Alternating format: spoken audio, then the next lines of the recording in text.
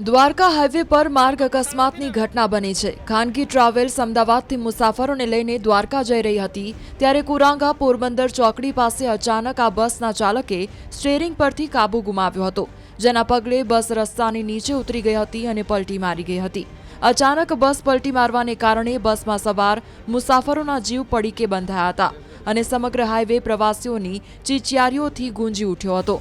આ બનાવ અંગેની જાણ થતાં જ આસપાસના લોકો તાત્કાલિક અસરથી ઘટનાસ્થળે આવી પહોંચ્યા હતા અને મુસાફરોને બસની બહાર કાઢવા માટે તજવીજ હાથ ધરી હતી।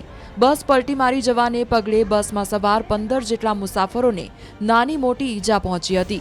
આ તમામને 108 મારફતે નજીકના સરકારી દવાખાને ખસેડવામાં આવ્યા હતા। જો કે આ ઘટનામાં મોટી જાનહાનિ ન થતાં સ્થાનિકો તથા મુસાફરોએ રાહતનો શ્વાસ લીધો હતો। તો કુરાંગા હાઈવે પાસેથી એક બસ પલટી ખાઈ ગઈ હતી। ઇમરજન્સીમાં ટોટલ અમારી પાસે 21 પેશન્ટ આવ્યા હતા। એમાંથી 21માંથી ટોટલ 18 ફિમેલ હતા, 2 મેલ પેશન્ટ હતા અને એક 12 વર્ષનો છોકરો હતો। ઈજામાં વાત કરીએ તો ઈજામાં કોઈને ખાસ કોઈ એક્સપાયર થઈ જાય એવું કોઈ મેજર ક્રિટિકલ કોઈ ઈજા એવું કંઈ છે નહીં કોઈને। ઈજામાં ફ્રેક્ચર જેવું છે અને ટોટલ અત્યારે અમારી પાસેથી 7 લોકોને રેફર કરવામાં આવ્યા છે।